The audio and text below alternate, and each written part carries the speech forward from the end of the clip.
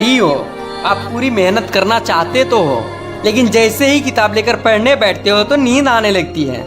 तो आज मैं इस वीडियो से आपको 3 तरीकों से बहुत ही बारीकी से और आसानी से ये समझाऊंगा कि पढ़ाई करते टाइम नींद को 100% कैसे कंट्रोल करें।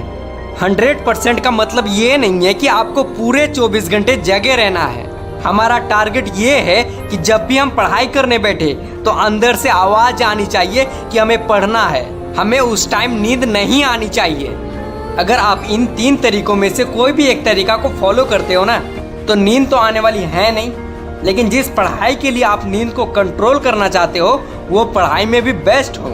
उसके लिए आपको तीनों तरीकों को समझना जरूरी है।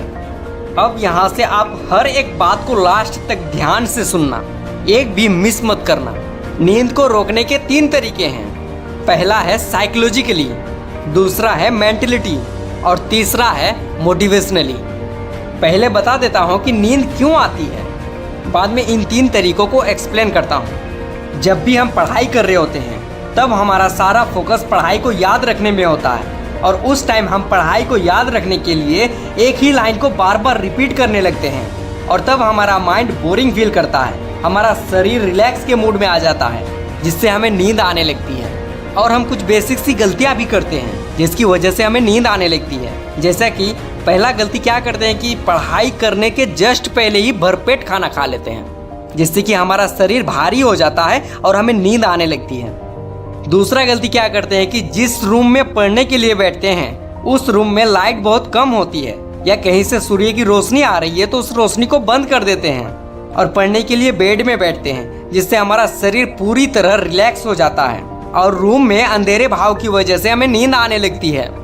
और तीसरा गलती क्या करते हैं, पूरे 24 घंटे में हमारे शरीर को, हमारे माइंड को जितना नींद चाहिए होता है उतना पूरा नहीं करते हैं। आप अपने हिसाब से देख लें कि अगर आपका एज 14 से 18 साल के बीच है तो क्या आप पिछले 24 घंटे में 7 से 8 घंटे की नींद लिए हो, और अगर आपकी एज 18+ है तो क्या आप पिछले 24 घंटे में 7 से 8 घंटे की मैक्सिमम नींद लिए हो।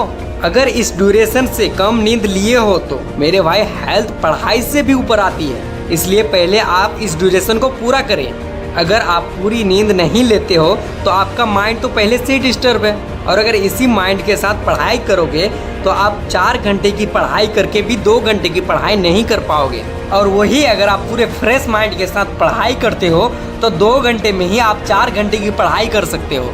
अब बात करते हैं नींद को कंट्रोल करने के उन 3 तरीकों की।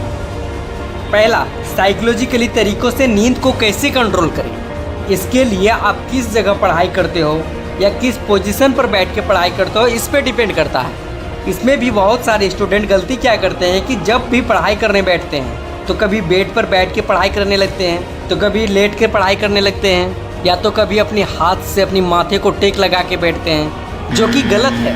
तो सही क्या है? सही ये है कि आपको एकदम सीधा और रिलैक्स होकर बैठना है। जैसे कि अगर चेयर टेबल है तो चेयर टेबल का यूज कर सकते हैं, अगर चेयर टेबल नहीं है तो ज़मीन में चटाई बिछा के पढ़ सकते हैं। तब भी अगर नींद की भाव लगने लगे तो अपने शरीर को या अपने हाथ पैर को मूवमेंट करो, इधर उधर घुमाओ, और अगर तब भी नहीं होता है तो पानी पी लो, मुंह धो लो और रूम में ही इधर उधर चलते चलते पढ़ाई करो। देखो, अगर सच में आप नींद को कंट्रोल करके पढ़ाई करना चाहते हो ना तो इतना तो करना ही पड़ेगा। दूसरा, मेंटलिटी तरीकों से नींद को कैसे कंट्रोल करें। देखो, सब चीज माइंड से ही होता है। मन के जीते जीत है और मन के हारे हार। सबसे पहले आपको एक माइंडसेट बनाना होगा। जैसे कि आपको सुबह उठते ही आपके माइंड में एक टारगेट को बनाओ कि आज मुझे सुबह से लेकर रात तक में इतना पढ़ना है या इतना चैप्टर को पूरा करना है। इससे होगा कि जब आप टारगेट को पूरा करने के लिए मन बना लेते हो तब आप अपने आप को ज़्यादा एक्टिव और एनर्जी से भरा हुआ पाओगे। जैसे कि उदाहरण के तौर पे मान लीजिए कि आपके पेरेंट्स आपको कहता है कि बेटा अगर तुम एग्जाम में 90% मार्क्स ले आते हो तो मैं तुम्हें एक बाइक गिफ्ट करूंगा। तब आपका मन कैसा होगा? तब आप पूरे खुश हो जाओगे और अपने आप को देखोगे तो अपने अंदर ज़्यादा एनर्जी से भरा हुआ पाओगे। क्यों? क्योंकि तब आपके पास एक टारगेट होता है कि अगर मैं इस टारगेट को पूरा कर लिया तो मुझे रिवॉर्ड मिलेगा, और जब आपको रिवॉर्ड मिलता है तो आपको उस काम को करते वक्त मज़ा आता है, तो उस काम में नींद नहीं आती है। यही तरीका है मेंटलिटी नींद को कंट्रोल करने का। और एक चीज़ कर सकते हो कि जो हार्ड सब्जेक्ट है जिसको पढ़ते टाइम तुम्हें ज़्यादा नींद आता है, उस सब्जेक्ट को आपको नींद से उठते ही पढ़ना है, क्योंकि नींद से उठते ही आपको नींद नहीं आ सकती है। और तीसरा, मोटिवेशनली नींद को कंट्रोल कैसे करें।